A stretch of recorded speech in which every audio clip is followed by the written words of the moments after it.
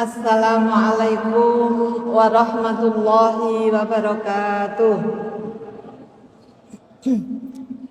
Bismillahirrahmanirrahim. Alhamdulillahi rabbil alamin. Alladzi ja'ala syahra ramadhana syahran 'aziman wa mubarakan. Wa ja'ala fihi shiyamahu faridatan wa qiyamahu tatawwu'an. Assalatu wassalamu ala Muhammadin sallallahu alaihi wasallam nabiyya wa rasulah wa ala alihi wa ashabihi wa muhyi sunnatihi jami'an. Yang kami hormati bapak-bapak, ibu-ibu, mas dan mbak semua jamaah sholat tarawih di Masjid Walidah Dahlan yang megah, yang syahdu, dan alhamdulillah kita semua diberikan kesehatan bisa mengikuti, menghadiri sholat isya tadi dan dilanjutkan nanti insyaallah sholat tarawih. Terima kasih kami haturkan kepada panitia kegiatan Ramadan di Masjid Walidah Dahlan ini yang telah memberikan kesempatan kepada saya untuk bisa bersilaturahim dan juga bersilatul fikri serta silatul qalb sebagai sesama jamaah di Masjid Walidah Dahlan ini. Rasa syukur yang sangat dalam kami haturkan kehadirat Allah Subhanahu wa taala. Saya sebagai salah satu bagian dari keluarga besar Universitas Aisyah Yogyakarta yang pernah mengikuti perjalanan panjang sejak Akbid, kampusnya di Serangan yang mungil namun indah, sampai kemudian hijrah di kawasan kampus ini. Pertama kali kami menyaksikan masuk di masjid ini sungguh merasa syukur dan merasa ketenangan, damai, bahagia, senang dan melihat masjid yang megah dan gagah ini. Yang ini sebenarnya merupakan perwujudan dari peradaban yang menjadi bukti bahwa organisasi perempuan Aisyah yang menyelenggarakan adanya perguruan tinggi Aisyah, dan saat ini tahun ini alhamdulillah masjid ini sudah berdiri. Alhamdulillah, terima kasih Bapak dan Ibu bisa menghadiri, memakmurkan Masjid Walidah Dahlan ini. Semoga masjid ini akan terus berkembang, sebagaimana Masjid Al-Azhar di Mesir sana yang kemudian berkembang menjadi universitas, yang itu juga mengabadikan nama seorang perempuan, yaitu Fatimah Az-Zahra, putra dari Nabi Muhammad Sallallahu Alaihi Wasallam. Demikian juga di Maroko ada Masjid Al-Qarawiyyin yang diinisiasi dibangun oleh seorang perempuan, Fatimah juga namanya, yang sekarang juga berkembang menjadi perguruan tinggi tertua, yang sampai sekarang masih berdiri megah. Bedanya kalau Al-Azhar dan Al-Qarawiyyin itu berangkat dari masjid kemudian berkembang menjadi universitas, maka di Masjid Walidah Dahlan ini adalah berangkat dari universitas, yang universitas ini kemudian menginisiasi mendirikan masjid yang cukup megah ini. Pertama kami masuk di masjid ini melihat pengimaman nih kan Pak, bangunannya kan seperti ada yang ibu-ibu saat itu mengatakan kok koyo wit cemoro gitu ya, seperti pohon cemara. Saya spontan saat itu, bukan cemara itu adalah lambang, ya, simbol adanya ajaran Islam yang ada 3 tingkatan. Ini kan 3 ya, yaitu iman, Islam, dan ihsan. Kalau dalam tradisi sufi ada ajaran syariah, thariqah, kemudian ma'rifah. Iman, memang Indonesia banyak orang yang beriman, artinya adalah orang yang menegaskan bahwa dirinya seorang muslim, dirinya orang yang beriman. Jumlahnya banyak, masih sekitar 87% penduduk Indonesia. Namun belum tentu semuanya bisa menunaikan seperti Bapak dan Ibu hadir di sini. Tingkatan yang kedua adalah Islam. Mereka sudah menunaikan ibadah-ibadah sebagai tuntunan Allah, baik itu ibadatul khassah, sholat, ya, kemudian tadarus, zikir, haji, puasa, haji, zakat, ini sudah ditunaikan, maupun ibadatul ammah, ibadah-ibadah umum. Semua aktivitas yang dilakukan dengan niat khusus karena Allah itulah sebenarnya merupakan ibadah.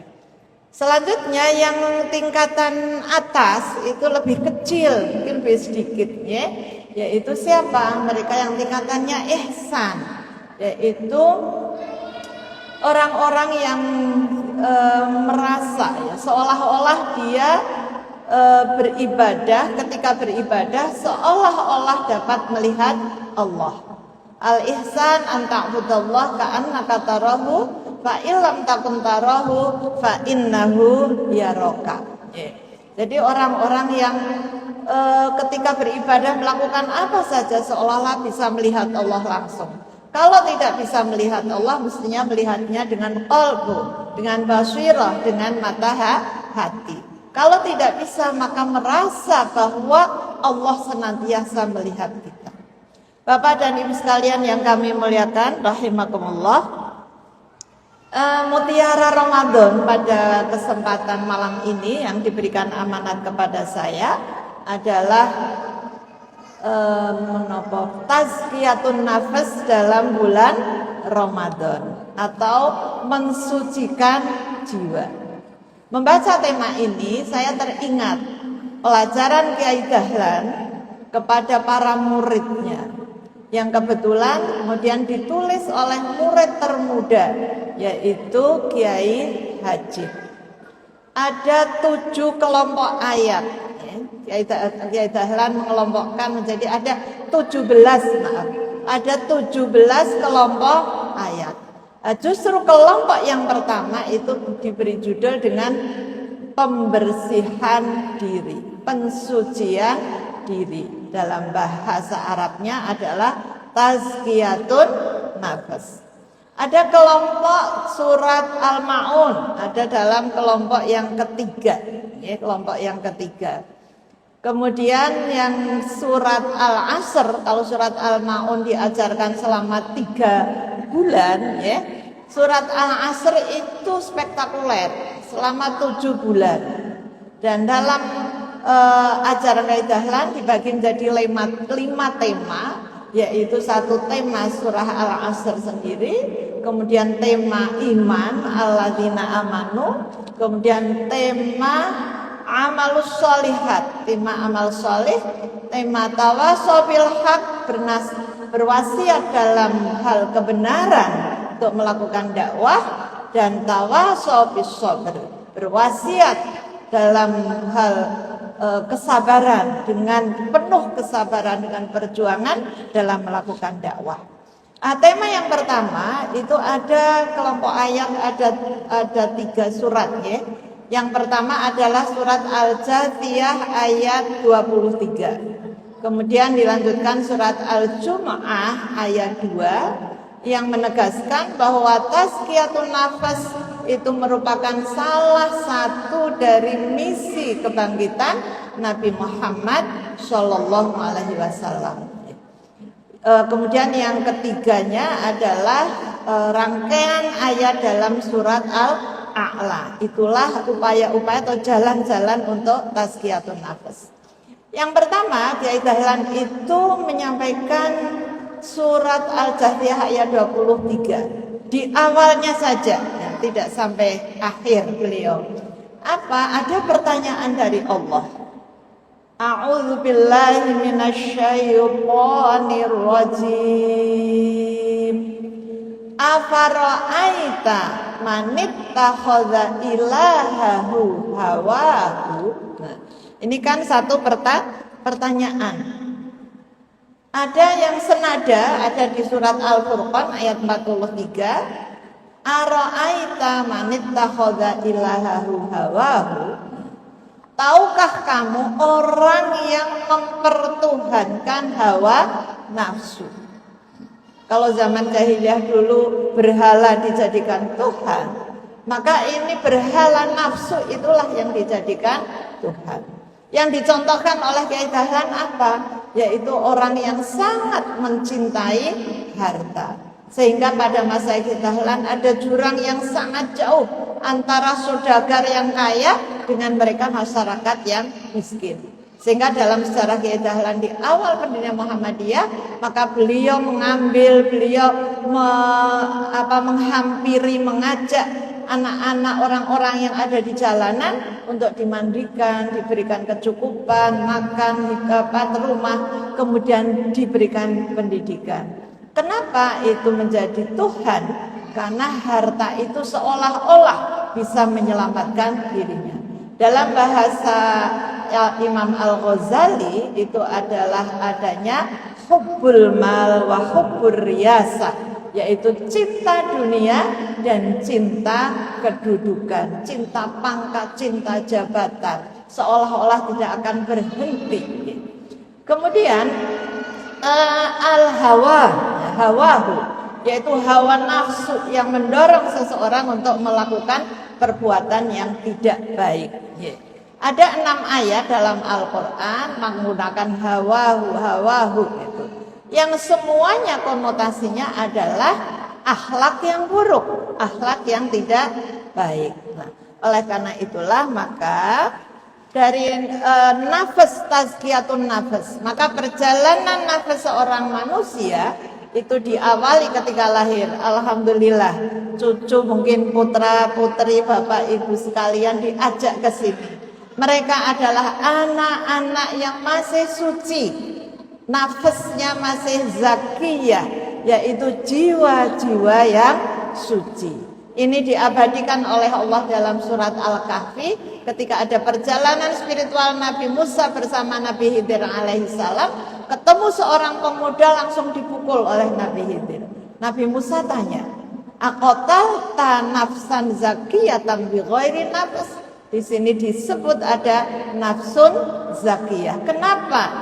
Anak yang masih suci jiwanya. Nah, menuju nafsul mutmainnah, nafsu yang tenang, damai, kemudian radiyah, mardiyah, ridho dan diridhoi. Ternyata perjalanannya tidak mudah, ya, banyak godaan. Kyai Dahlan mengatakan, dan itu ada dalam Al-Quran, yaitu nafsul lawwamah dalam surat Al-Qiyamah, fala uqsimu binafsil lawwamah, dan nafsu ammarah bisu, yaitu nafsu, bukan nafsu marah, ya, tapi nafsu yang mendorong seseorang untuk terus-menerus melakukan perbuatan yang tidak baik, perbuatan yang tercela. Ini juga diabadikan dalam Al-Quran dalam sebuah kisah, ya, drama dalam Al-Quran antara Nabi Yusuf dengan ibu angkatnya, Ibu Zulaiha. Ketika ibu angkatnya menggoda Nabi Yusuf, dia ketika ditanya siapa yang menggoda, Nabi Yusuf atau kamu? Dia mengatakan wa ma ubarri'u nafsi, ya, dan saya tidak bermaksud melepas diri dari apa yang saya lakukan, tapi dia tegaskan innan nafsa la ammaratum bisu'i illa ma rahima rabbi. Sesungguhnya saat itu ada jiwa yang la ammarah, terus menerus memerintahkan, mendorong melakukan perbuatan yang tidak baik. Illa ma rahima rabbi, kecuali yang diberi rahmat oleh Allah. Maka Nabi Yusuf selamat, ya, karena Nabi Yusuf nafasnya mendapatkan mendapatkan rahmah dari Allah Subhanahu wa taala. Maka orang-orang yang mempertuhankan hawa nafsu, mungkin kalau era sekarang ya, kalau anak-anak itu mempertuhankan TikTok, kalau sudah melihat TikTok sudah nggak ingat ibadah misalnya, ya. Bahkan idolanya adalah film-film artis-artis Korea misalnya, ya. Ini kan sebenarnya hawa-hawa nafsu. Oleh Kiai Dahlan, yuk dibersihkan untuk menuju nafsul mutmainnah. Karena nanti yang dipanggil Allah raji'un, kembali kepada Allah, adalah siapa? Mereka yang jiwanya dalam kondisi mutmainnah. Lah apa? Lah dalam hal ini yang kedua, Kiai Dahlan mengutip surat Al-A'la. Qad aflaha man tazakka wa dzakara asma rabbih fasalla bal tu'thirunal hayatad dunya wal akhiratu khairu wa abqa. Menurut beliau ada 3 jalan, ya. Yang pertama apa? Zikir, kedua salat, yang ketiga mengingat mati atau disebut dengan zikrul maut. Di bulan Ramadan pasti panjenengan sudah melakukan ini semua. Monggo kita ulangi terus menerus, apalagi simbah yang yuswanya nyun sewu mungkin 60 tahun ke atas ya Mbah. Udah kan berarti sudah berkali-kali mengalami Ramadan. Tapi tahun ini insya Allah akan bisa lebih meningkat derajatnya menuju nafsul mutmainnah, bahkan nafsul kamilah. Dengan apa? Dengan zikir, ya. Banyak zikir apa saja dibaca. Kalau Kiai Dahlan ya zikir dimulai dari kalimat thayyibah dilandasi dengan kalimat tauhid. Apa itu? La ilaha illallah. Tidak ada Tuhan selain Allah. Maka kalau berzikir gini-gini kan berarti tidak ada, harus dibuang illallah di sini. Yang mencipta siapa?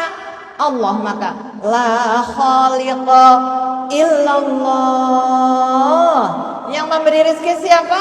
La raziqa illallah. Baik Ibu dan Bapak sekalian, nyizikir dalam bulan Ramadan banyak sekali. Afdalnya menapa? Yaitu yang paling afdal dengan tadarus Al-Quran. Salat qiyamul lail ya, di bulan Ramadan setiap hari kita tunaikan, insya Allah ini juga akan membersihkan jiwa kita karena kita hanya mengingat Allah. Yang terakhir tadi zikrul maut, kita akan mengingat mati. Ya kapan saja kita belum tahu, tapi harusnya kita adalah dengan membawa bekal apa, kata Kiai Dahlan, ya kita bermuhasabah, apakah kita masih terikat dengan harta kita, zikir kita, sholat kita, apakah itu akan mempengaruhi kesucian jiwa kita atau sama sekali tidak ada pengaruh. Mudah-mudahan kita semua bersama-sama dihantarkan oleh Allah Subhanahu wa taala memenuhi panggilan Allah Subhanahu wa taala menuju surga Jannatul Na'im. Ya ayyatuhan nafsul mutmainnah, wahai jiwa-jiwa yang tenang, irji'i ila rabbiki radiyatan mardiyah. Pulanglah, kembalilah kepada Tuhanmu dengan ridho dan diridhai. Fadkhuli fi ibadi wadkhuli jannati. Masuklah wahai hambaku, masuklah ke dalam surgaku. Amin ya rabbal alamin. Kurang lebihnya mohon maaf. Nasrul minallah wa fathun qarib wa basyiril mu'minin. Assalamualaikum warahmatullahi wabarakatuh.